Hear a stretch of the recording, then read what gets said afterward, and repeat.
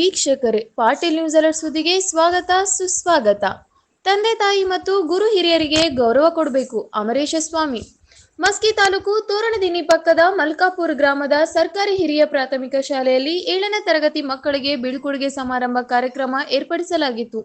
ಈ ಕಾರ್ಯಕ್ರಮದ ಮುಖ್ಯ ಅತಿಥಿಗಳಾಗಿ ಅಮರೇಶ ಸ್ವಾಮಿ ತೋರಣದಿನ್ನಿ, ಶ್ರೀ ಉಮಾಹೇಶ್ವರಿ ಕಾಲೇಜಿನ ಸಹ ಆಡಳಿತಾಧಿಕಾರಿಗಳು ಮಾತನಾಡಿ, ಊರಿಗೆ ಹೆತ್ತವರಿಗೆ ಗುರು ಹಿರಿಯರಿಗೆ ಕೀರ್ತಿ ತರುವ ಕೆಲಸ ಮಕ್ಕಳು ಮಾಡಬೇಕು.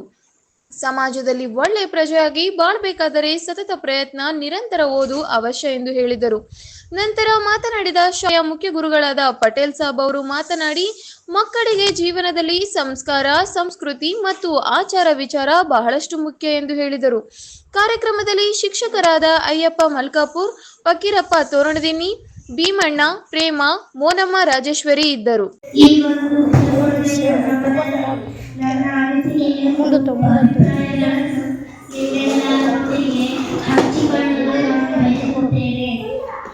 ನಾನು ಈ ಶಾಲೆಯಲ್ಲಿ 6 ವರ್ಷಗಳ ಕಾಲ ಅಭ್ಯಾಸ ಮಾಡುತ್ತಾ ಗುರುಗಳ ಪ್ರೀತಿ ಪಾತ್ರರಾಗಿದ್ದೇನೆ ಎಂದು ಭಾವಿಸುತ್ತೇನೆ.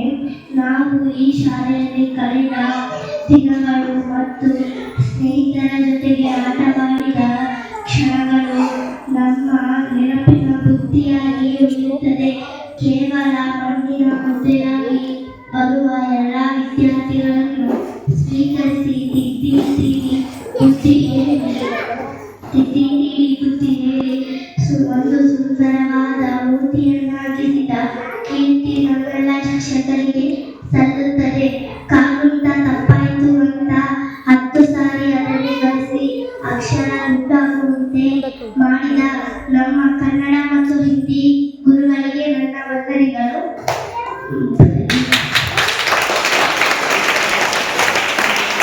ನಮ್ಮ ಭಾಷೆಯನ್ನು ಪ್ರೀತಿಸು, ಬೇರೆ ಭಾಷೆಯನ್ನು ಗೌರವಿಸು ಎಂದು ಹೇಳಿಕೊಟ್ಟ ನಮ್ಮ ಇಂಗ್ಲಿಷ್ ಗುರುಗಳಿಗೆ ನನ್ನ ವಂದನೆಗಳು.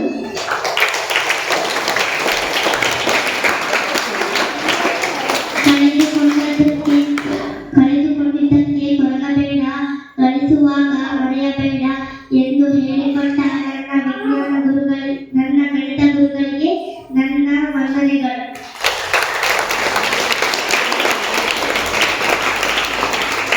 ಇತಿಹಾಸವನ್ನು ತಿಳಿದವನು ಇತಿಹಾಸ ಸೃಷ್ಟಿಸಲಾರನು ಮಕ್ಕಳೇ ಎಂದು ತಿಳುವಳಿಕೆ ನೀಡಿ ಹೇಳಿದ ನಮ್ಮ ಸಮಾಜ ಗುರುಗಳು ನನ್ನ ವಂದನೆಗಳು.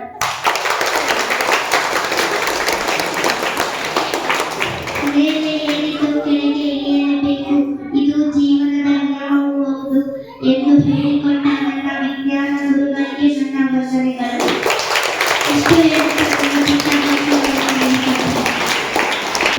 ಸಭೆಯಲ್ಲಿರುವ ನನ್ನ ಮುಖ್ಯ ಅತಿಥಿಗಳೇ, ಮುಖ್ಯಾಧ್ಯಕ್ಷರೇ, ಶಿಕ್ಷಕರೇ, ಕಿರಿಯರೇ ಮತ್ತು ನನ್ನ ಗೆಳೆಯರೇ, ಎಲ್ಲರಿಗೂ ಶುಭೋದಯ. ಈ ಬೀಳ್ಕೊಡುಗೆ ಸಮಾರಂಭದಲ್ಲಿ ನನ್ನ ಅನಿಸಿಕೆಗಳನ್ನು ನಿಮ್ಮಲ್ಲಿ ಹಂಚಿಕೊಳ್ಳಲು ಬಯಸುತ್ತೇನೆ. ಈ ಸಮಾರಂಭ ಮಾಡುತ್ತಿದ್ದಾರೆ ಎಂದು ಕೇಳಿದರೆ ನನ್ನ ಕಣ್ಣಲ್ಲಿ ನೀರು ಬರುತ್ತದೆ. ಏಕೆಂದರೆ ಈ ದಿನ ನನ್ನ ಕೊನೆಯ ದಿನ ಎಂದು ದುಃಖವಾಗುತ್ತದೆ. ಪೋಷಕರು ನಮ್ಮ ಬಾಲ್ಯದ ಮೇಲೆ ಪ್ರಭಾವ ಬೀರುತ್ತಾರೆ. ಶಿಕ್ಷಕರು ನಮಗೆ ಬೆಳಕನ್ನು ಒದಗಿಸಿ ನಮ್ಮನ್ನು ಉತ್ತಮ ಮಾರ್ಗಕ್ಕೆ ಕರೆದುಕೊಂಡು ಹೋಗುತ್ತಾರೆ. ಶಿಕ್ಷಕರು ನಾವು ತಪ್ಪು ಮಾಡಿದರೆ ಶಿಕ್ಷೆ ಕೊಡುತ್ತಾರೆ. ಅವರು ಒಬ್ಬ ಗುರುಗಳಾಗಿ, ಗೆಳೆಯರಾಗಿ, ಪೋಷಕರಾಗಿ ನಮಗೆ